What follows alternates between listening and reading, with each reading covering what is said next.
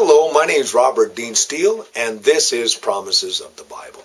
Listen to what Jesus says in Matthew chapter 6:14. For if you forgive other people when they sin against you, your heavenly Father will forgive you. Now, I want to talk to you for just a moment about the whole concept of forgiveness. You see, this is the one thing that I deal with more than anything else in my pastoral practice and in my Christian life in general. What you need to do is you need to make a decision to walk in forgiveness. That means every day you make a decision in prayer that no matter what anyone does to you, you will not do the same to them.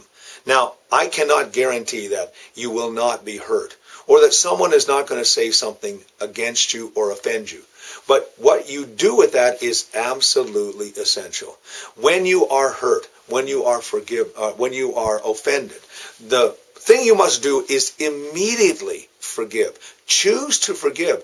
It might take a little while to work through the consequences and the circumstances, but you make a decision that instantly you are going to forgive. And you know what? It begins a process of divine help and divine intervention. Let me tell you basically how hurt and unforgiveness starts.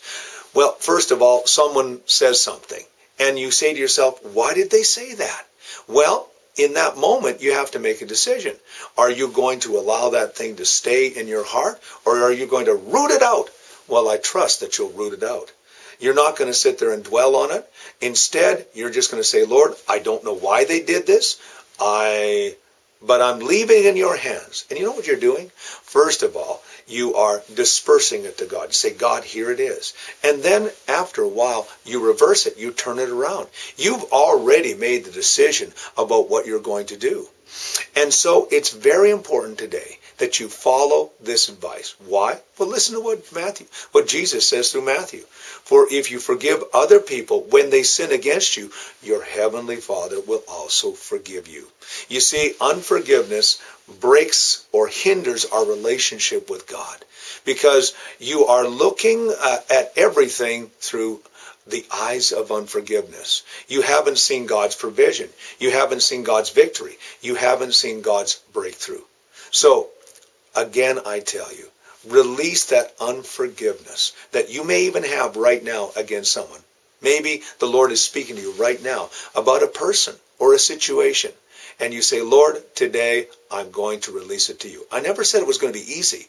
But if you do, you know what happens? The enemy has no power over you, and neither does that situation. Think about that.